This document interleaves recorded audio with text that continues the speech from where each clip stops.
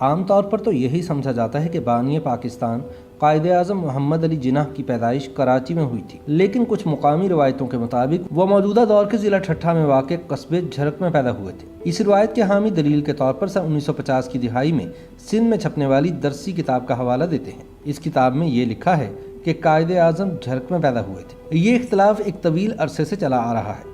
حکام کی جانب سے اس اختلاف کو حل کرنے کی کئی کوششیں کی گئیں۔ ٹھٹھہ کی ضلعی حکومت اور سید عبداللہ شاہ نے بحیثیت وزیر اعلیٰ سندھ اس حوالے سے کمیٹیاں بھی تشکیل دیں، لیکن کوئی نتیجہ نہیں نکلا۔ اس سے پہلے کہ ہم آگے بڑھیں، ہم قائد اعظم کی پیدائش کے وقت ان کے خاندانی پس منظر اور اس اختلاف میں موجود دو جغرافیائی عقائیوں یعنی کراچی اور جھرک کے حوالے سے مختصر جان لیتے ہیں۔ قائد اعظم کے اجداد کا تعلق کاٹھیا واڑ کی ایک ریاست گوندل کے گاؤں پنیلی سے تھا۔ ان کے دادا پونجا بھائی گاؤں میں کپڑا بننے سے متعلق کاروبار کرتے تھے۔ ان کے 4 بچے تھے، بیٹی مان بائی اور 3 بیٹے، ولی بھائی، نتھو بھائی اور سب سے چھوٹے جناح بھائی، جو سن 1850 میں پیدا ہوئے۔ جناح بھائی نے پنیلی چھوڑ کر گوندل میں کاروبار شروع کیا۔ 1874 میں ان کی شادی ان کی برادری کی ہی ایک لڑکی مت بائی سے ہو گئی۔ جناح بھائی کو اپنے عزائم کے سامنے گوندل بہت چھوٹا محسوس ہونے لگا اور انہوں نے مغرب کی جانب سندھ جانے کا سوچا۔ سن 1869 میں نہر سوئس کھلنے کے بعد سندھ ایک نئے تجارتی مرکز کی حیثیت سے ابھر رہا تھا۔ جھرک بنیادی طور پر دریائے سندھ پر واقع ایک دریائی بندرگاہ تھا۔ یہ کراچی سے تقریباً 100 کلومیٹر دور واقع تھا۔ اس خطے میں سڑکوں اور ریل کا مناسب نظام نہ ہونے کی وجہ سے انگریزوں نے انڈس فلوٹیلا کے نام سے ذرائع آمد و رفت کا ایک ذریعہ متعارف کروایا تھا۔ اس کا ہیڈ کوارٹر جھرک میں قائم تھا۔ تجارتی اور کاروباری حوالے سے اس جگہ بہت مواقع موجود تھے اور کاروباری افراد دور دراز سے یہاں کھنچے چلے آتے تھے۔ اگرچہ کراچی ایک چھوٹی سی بستی کے طور پر ایک عرصے سے آباد تھا، لیکن برطانوی دور میں یہ ایک جدید شہر اور بہترین بندرگاہ میں تبدیل ہوا۔ انگریزوں نے بھی اسے اپنی رہائش کے لیے مناسب سمجھا۔ جارج بس کے الفاظ ہیں کہ یہاں کا موسم تمام یورپیوں کے لیے قابل قبول محسوس ہوتا ہے۔ یہاں اموات کی شرح بھی شمال مغربی صوبوں کے کسی بھی اسٹیشن کی نسبت کم ہے۔ نہر سوئس کے کھلنے سے کراچی کی اہمیت مزید بڑھ گئی، کیونکہ اس طرح یہ شہر برطانوی ہند میں موجود یورپ سے سب سے قریبی بندرگاہ بن گیا۔ اس کے علاوہ سندھ کے راستے پنجاب، شمالی ہندوستان اور افغانستان تک بھی رسائی آسان تھی۔ ترقی کے مواقع کی وجہ سے جناح بھائی سن 1870 کی دہائی میں کراچی منتقل ہو گئے اور یہیں کاروبار شروع کر دیا۔ بعض مورخین کا کہنا ہے کہ وہ اور ان کا خاندان کچھ سال تک جھرک میں مقیم رہے، تاہم یہاں 2 رائے موجود ہیں۔ ایک کے مطابق جناح بھائی گوندل سے براہ راست کراچی منتقل ہوئے اور دوسرے کے مطابق وہ اور ان کا خاندان کچھ سال تک جھرک میں مقیم رہے، جہاں قائد اعظم کی پیدائش ہوئی اور وہیں انہوں نے کراچی آنے سے قبل ابتدائی تعلیم بھی حاصل کی۔ اسکول ریکارڈ کسی بھی شخص کے مقام پیدائش کا تعین کرنے کے حوالے سے مستند ترین دستاویز سمجھے جاتے ہیں۔ اس معاملے میں قائد اعظم کے 14 اسکول ریکارڈ موجود ہیں۔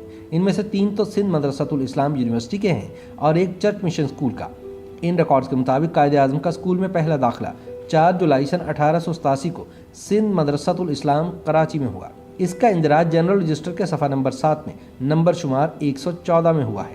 یہاں قائد اعظم کے نام کے آگے واضح طور پر آبائی شہر میں کراچی درج ہے۔ دوسرا اور تیسرا ریکارڈ بھی سندھ مدرسۃ الاسلام کا ہی ہے۔ چوتھا ریکارڈ سندھ مدرسۃ الاسلام چھوڑنے کے بعد مارچ سن 1892 میں چرچ مشن اسکول میں داخلے کا ہے۔ یہاں قائد اعظم نے برطانیہ جانے سے قبل 7 مہینے تعلیم حاصل کی۔ اس ریکارڈ میں بھی ان کی جائے پیدائش کراچی ہی درج ہے۔ اس قدر واضح اسکول ریکارڈ کے بعد یہ اختلاف یہیں ختم ہو جانا چاہیے تھا، لیکن یہاں ایک نقطہ اور ہے۔ اس وقت خود جھرک بھی ضلع کراچی کا حصہ تھا۔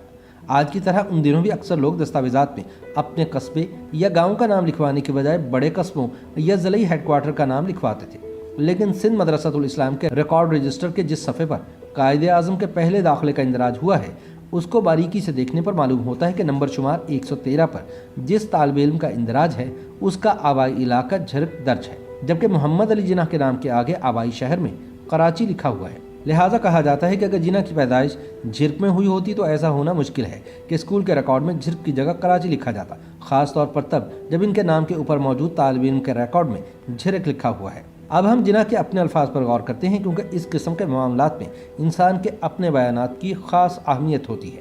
یہ بات ریکارڈ پر موجود ہے کہ جناح نے کئی مواقع پر کراچی کو بطور اپنی جائے پیدائش بیان کیا ہے۔ ایسے ہی ایک موقع پر 7 اکتوبر سن 1938 کو کراچی میں منعقدہ سندھ صوبائی مسلم لیگ کانفرنس میں خطبہ صدارت دیتے ہوئے انہوں نے کراچی سے اپنی وابستگی کا اظہار کچھ یوں کیا: اس عظیم شہر اور سندھ کے دارالحکومت کراچی میں کہ جو ایک بہترین بندرگاہ اور مسلمانوں کے پہلے وطن کی حیثیت رکھتا ہے، مجھے بات کرتے ہوئے بہت خوشی محسوس ہو رہی ہے۔ آج کی اس کانفرنس جیسی کوئی کانفرنس سندھ میں کبھی منعقد نہیں ہوئی ہوگی۔ آپ یہ بات سن کر میرے جذبات کا اندازہ لگا سکیں گے کہ کراچی میری جائے پیدائش ہے اور میں اس شہر کی فلاح کے لیے جتنا مضطرب ہوں، اس کو بیان کرنے کے لیے میرے پاس الفاظ نہیں ہیں۔ قائد اعظم محمد علی جناح نے ایک اور موقع پر بھی کراچی کو اپنی جائے پیدائش بیان کیا ہے۔ 30 اپریل سن 1946 کو روزنامہ انجام کے ایک علم نجوم کے ماہر کو اس کی درخواست پر اپنی پیدائش کا وقت، تاریخ اور سال لکھا۔ اس علم نجوم کے ماہر کو یہ معلومات قائد اعظم کا مکمل ذائچہ بنانے کے لیے درکار تھی۔ قائد اعظم نے اپنی پیدائش کا وقت، صبح سویرے، تاریخ پیدائش 25 دسمبر سن 1876 اور مقام پیدائش کراچی بتایا۔ یہ بات بھی قابل غور ہے کہ قائد اعظم نے اپنی 72 سالہ زندگی میں کبھی بھی جھرک کا اپنی جائے پیدائش کے طور پر ذکر نہیں کیا اور نہ ہی کبھی وہاں کا دورہ کیا۔ اس معاملے میں معلومات کا ایک ذریعہ ان کے ہم اثر افراد اور گھر والوں کے بیانات ہیں۔ ان کے گھر والوں میں بھی ان کے سب سے قریب ان کی بہن محترمہ فاطمہ جناح تھی۔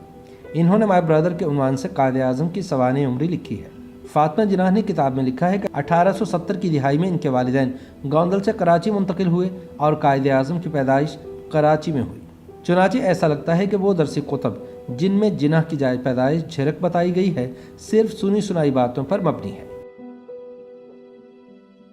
YouTube پر گوگلی نیوز دیکھنے کے لیے youtube.com کی سرچ بار میں googly news T V type کریں۔ گوگلی نیوز کے پیج پر سرخ رنگ کے سبسکرپشن والے بٹن پر کلک کرنا نہ بھولیے۔ YouTube پیج پر اپلوڈ ہونے والی ویڈیوز سے باخبر رہنے کے لیے بیل آئیکن پر کلک کیجیے۔ آپ کو ہر نئی ویڈیو کے بارے میں نوٹیفیکیشن موصول ہو جائے گا۔